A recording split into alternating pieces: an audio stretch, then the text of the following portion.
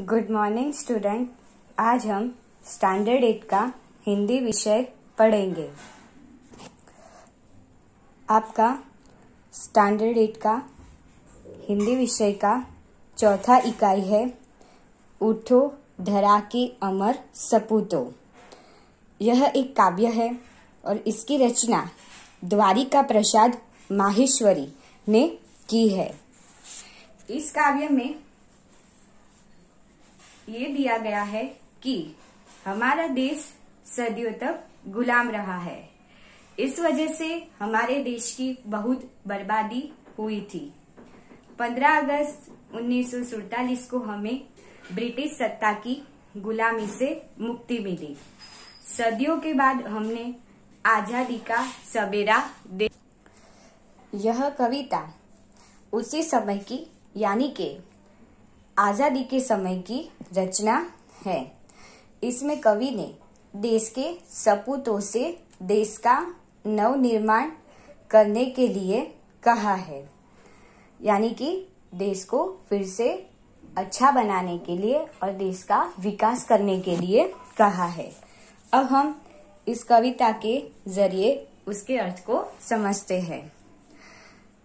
उठो धरा के अमर सपूतो, पुनः नया निर्माण करो। पुनः यानी फिर से। जन जन यानी कि मनुष्य मनुष्य, इंसान इंसान, जन जन के जीवन में फिर से नव स्फूर्ति नव प्राण भरो। अब इसके जरिए कहना चाहते हैं कवि, हे भारत माता के अमर पुत्रों, गुलामी की रात बीत गई है, यानी कि हमें गुलामी से मुक्ति मिली है और आजादी का सबेरा हुआ है, यानी कि हम अब स्वतंत्र है। अब तुम अज्ञान आलस्य की नींद से जागो और देश के नवनिर्माण में लग जाओ। तुम्हें देशवासियों के जीवन में फिर से नया उत्साह भरना है, उनमें नए प्राणों का संचार करना है। आगे की कविता समझते हैं। नई प्रातः यानी सवेरा, नई बात है, नई किरण है, ज्योति नई, नई उमंगे, नई तरंगे, नई आस है, सांस नई, युग युग के मुरझे सुमनों में, सुमनों यानी फूल में, नई नई मुस्कान भरो। अब इसका अर्थ समझते हैं। नई आजादी की नई सुबह, नई चर्चाएं, सुबह में नई चर्चाएं हो रही है, नए विचारों की किरणें फैल रही है। सब अपने जीवन में नए प्रकाश का अनुभव कर रहे हैं। लोगों के मन में नई उमंगे और हौसलों की नई लहरें है। सबके मन में नई आशाएं है।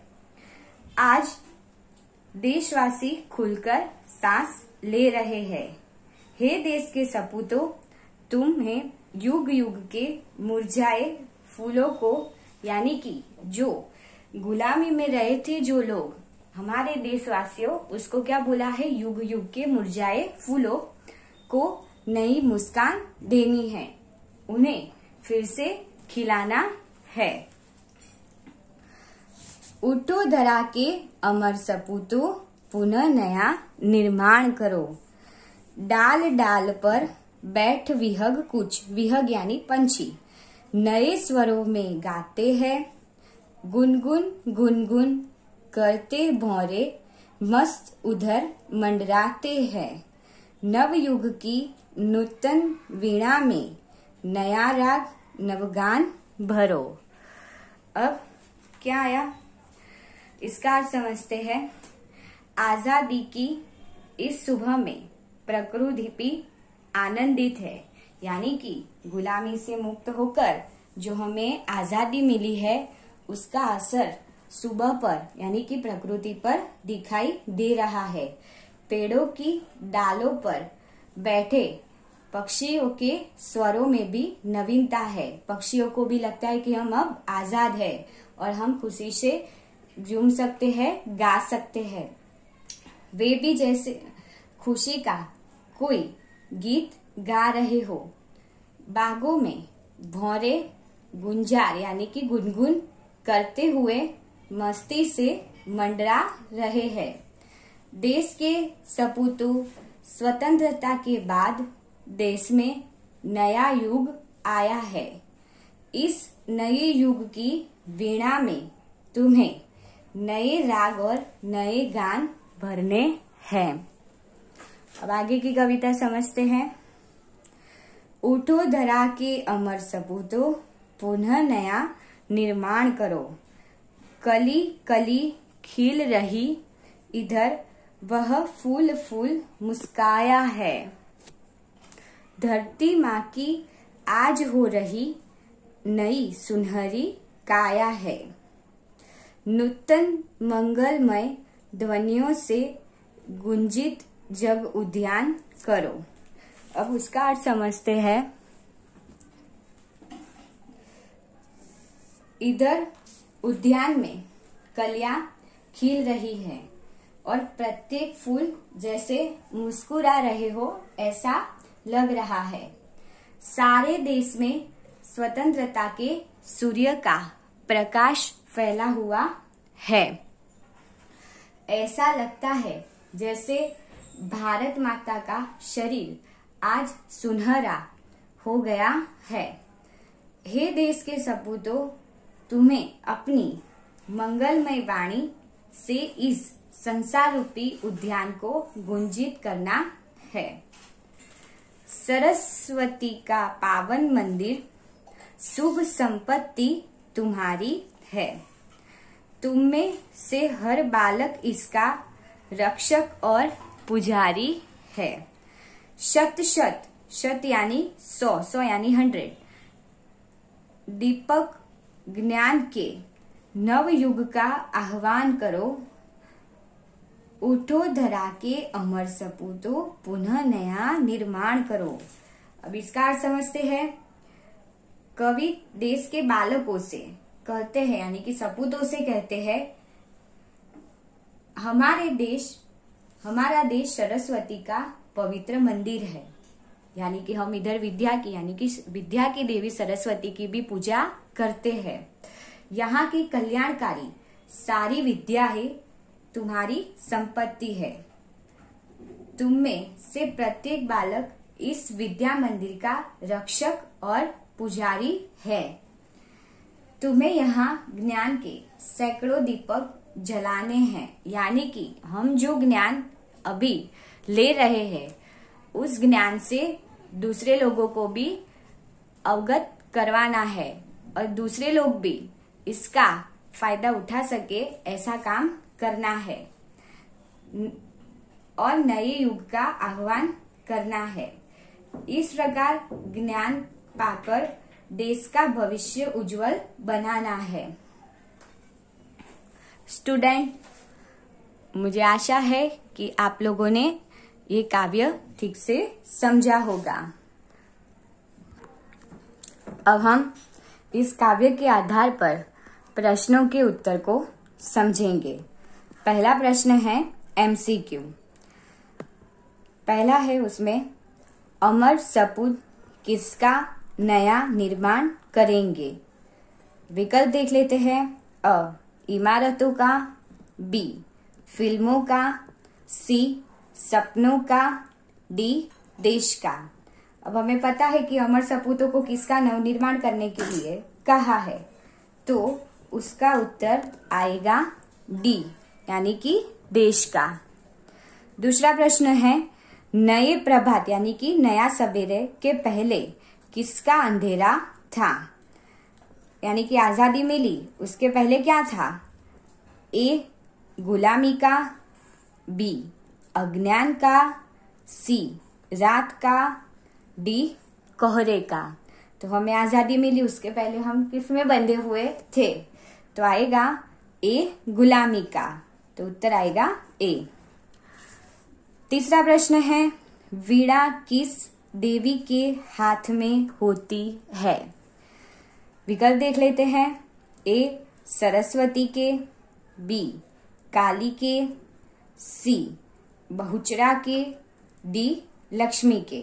अब आप लोगों को सबको पता है कि वीणा की देवी कौन माना जाता है और विद्या की देवी, और वो भी एक ही है।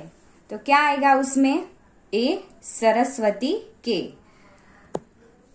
चौथा प्रश्न, हम किसके रक्षक और पुजारी है? विकल्प देख लेते हैं। अ संपत्ति के, बी सरस्वती मंदिर के, सी मातृभूमि के, डी ज्ञान के। तो उसका सही उत्तर क्या आएगा? हम किसके रक्षक और पुजारी है? तो आएगा बी सरस्वती मंदिर के। तो उत्तर इधर लिखेंगे बी। नया प्रश्न है, रिक्त स्थानों की पूर्ति कीजिए। पहला रिक्त स्थान है, उठो धरा के डैश सपूतो पुनः नया निर्माण करो। तो कौन से सपूत है वो? तो अमर। तो उत्तर आएगा उठो धरा के अमर सपूतो पुनः नया निर्माण करो। दूसरा प्रश्न है, युग युग के डैश सुमनों में नई नई मुस्कान भरो। तो उसमें से कौन सा विकल्प आएगा? तो युग युग के मुरझे सुमनों में नई नई मुस्कान भरो। नया प्रश्न, डाल डाल पर बैठ डैश कुछ नए स्वरों में गाते हैं। अब डाल पर कौन बैठता है? पंछी बैठते हैं, पर पंछी का समानार्थी इधर हमें लिखना है। तो पंछी का समानार्थी यानी कि दूसरा कौन सा शब्द आएगा? तो आएगा विहग। तो उत्तर इस प्रकार लिखेंगे, डाल डाल पर बैठ विहग कुछ नए स्वरों में गाते हैं। चौथी रिक्त स्थान है हमारी, नूतन मंगलमय डैश से गुंजित जग उद्यान करो। तो नूतन मंगलमय, अब गुंजित है तो क्या आएगा? आवाज। तो आवाज का दूसरा समानार्थी हो जाएगा ध्वनियों। तो इस तरह लिखेंगे उत्तर, नूतन मंगलमय ध्वनियों से गुंजित जग उद्यान करो। पांचवा रिक्त स्थान है, शत शत दीपक जला डैश के नवयुग का आह्वान करो। तो क्या आएगा? किसका आह्वान करना है नवयुग के साथ? ज्ञान का। तो उत्तर किस प्रकार लिखेंगे? शत शत दीपक जला ज्ञान के नवयुग का आह्वान करो। अब नया प्रश्न है, सही वाक्यांश चुनकर विधानों को पूर्ण कीजिए। पहला प्रश्न है, कवि ने धरा के सपूतों को अमर बताया है क्योंकि। पहले विकल्प देख लेते हैं।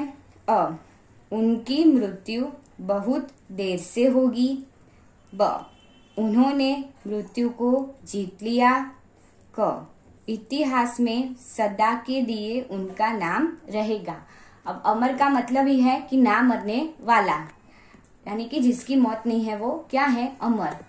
पर इसमें तो सपूत को अमर कहा गया है, तो ऐसा तो है नहीं कि वे उसकी मृत्यु नहीं होगी। तो वो अमर का मतलब क्या है वो इधर लिखना है। तो क्या आएगा? क इतिहास में सदा के लिए उनका नाम रहेगा। तो उत्तर इस प्रकार लिखेंगे, कवि ने धरा के सपूतों को अमर बताया है क्योंकि इतिहास में सदा के लिए उनका नाम रहेगा। दूसरा प्रश्न है, ज्ञान दीपक के समान है क्योंकि। पहले विकल्प देख लेते हैं। अ उसे पाने के लिए परिश्रम के तेल की जरूरत पड़ती है, ब वह अज्ञान का अंधेरा दूर करता है, क मनुष्य के मस्तिष्क की रचना दीपक जैसी है। क्या आएगा उत्तर? कि दीपक को, ज्ञान को दीपक के समान क्यों कहा गया है? यानी कि ज्ञान क्या करता है हमारे लिए? तो अज्ञान का अंधेरा दूर करता है, यानी कि हमें अज्ञान से दूर कर ज्ञान देता है। तो उत्तर क्या आएगा? वह अज्ञान का अंधेरा दूर करता है। उत्तर लिखेंगे ज्ञान दीपक के समान है, क्योंकि वह अज्ञान का अंधेरा दूर करता है।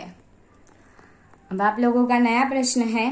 प्रश्नों के एक एक वाक्य में उत्तर लिखिए। पहला है, कवि ने धरती के सपूतों का किस लिए आह्वान किया है। उत्तर इस प्रकार लिखेंगे, कवि ने देश का नवनिर्माण करने के लिए धरती के सपूतों का आह्वान किया है। दूसरा प्रश्न है, कवि ने प्रातः काल को यानी कि सुबह को नया क्यों कहा है। तो क्यों कहा था, क्योंकि गुलामी के बाद स्वतंत्रता का पहला ये सवेरा था। तो उत्तर इस प्रकार लिखना है हमें, कवि ने प्रातः काल को नया कहा है, क्योंकि यह स्वतंत्रता का प्रभात है। तीसरा प्रश्न है, नूतन मंगलमय ध्वनियों से किसे गुंजित करना है। तो किसे गुंजित करना है, तो नूतन मंगलमय ध्वनियों से जगत रूपी यानी कि विश्व के उद्यान को यानी कि देश को गुंजित करना है, यानी कि अच्छा बनाना है। चौथा है, कवि ने किसे शुभ संपत्ति कहा है। तो उत्तर आएगा, कवि ने सरस्वती के पावन मंदिर को शुभ संपत्ति कहा है। अब पावन मंदिर सरस्वती का कौन सा आएगा, जहां से हमें ज्ञान मिलता है, यानी कि हमारी स्कूल। अब नया प्रश्न है, प्रश्नों को 2-3 वाक्य में उत्तर लिखिए। पहला है, धरा के सपूत नए राग और गान किसमें भरेंगे। तो क्या आएगा, स्वतंत्रता पाने के बाद हमारे देश में नया युग यानी कि नया समय आया है। धरा के, धरा यानी धरती, धरती या धरा के सपूत इस नवयुग की वीणा में नए राग और गान भरेंगे।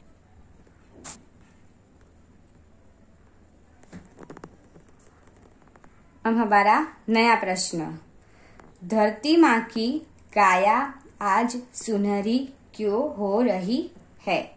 उत्तर है, सारे देश में स्वतंत्रता रूपी सूर्य का प्रकाश फैला हुआ है। सुनहरी धूप के कारण, जो सूरज की धूप आती है उसके कारण आज धरती माँ की काया यानी कि जमीन सुनहरी हो रही है। अब नया प्रश्न है, वाक्यों में से संज्ञा ढूंढकर उसका भेद बताइए।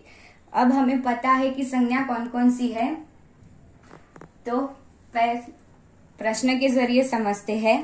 पहला है, सोना कीमती धातु है। अब सोना है तो पहले ही बोला था कि कोई भी लिक्विड हो यानी कि पानी हो या शरबत हो या पेट्रोल डीजल या कोई खाने पीने की चीज हो और कोई भी ज्वेलरी यानी कि आभूषण हो तो वो किस में आएंगे, द्रव्यवाचक संज्ञा में। और जिसमें कोई भी नाम नहीं दिया है तो वो आएगा जातिवाचक संज्ञा, और जिसमें नाम दिया हुआ है कोई भी चीज का तो वो हो जाएगा व्यक्तिवाचक संज्ञा।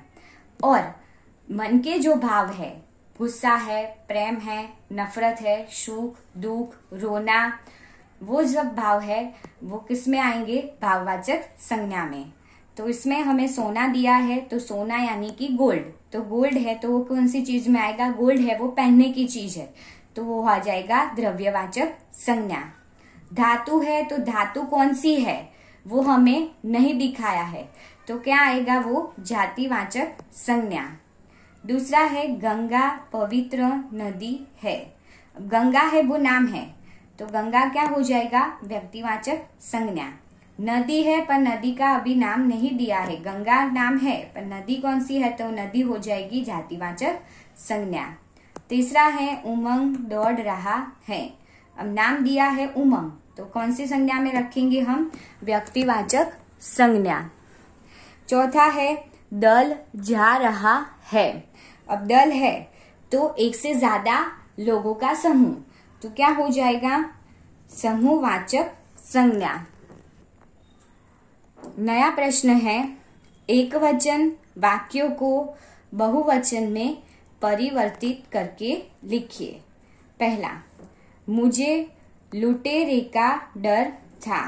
अब मुझे है उसकी जगह उसका बहुवचन हो जाएगा हमें, और लुटेरे है तो उसका बहुवचन हो गया लुटेरो। अब उत्तर इस प्रकार लिखेंगे, हमें लुटेरों का डर था। दूसरा है, पक्षी ने उड़ान भरी। तो पक्षी है उसका बहुवचन करेंगे पक्षियों, बाकी कोई भी शब्द का बहुवचन नहीं होगा। तो उत्तर लिखेंगे, पक्षियों ने उड़ान भरी। तीसरा है, उसने मुझे मिठाई दी। तो उसने है उसका बहुवचन करेंगे तो हो जाएगा उन्होंने। मुझे है तो आ जाएगा हमें, और मिठाई है तो उसका बहुवचन करेंगे मिठाइयाँ।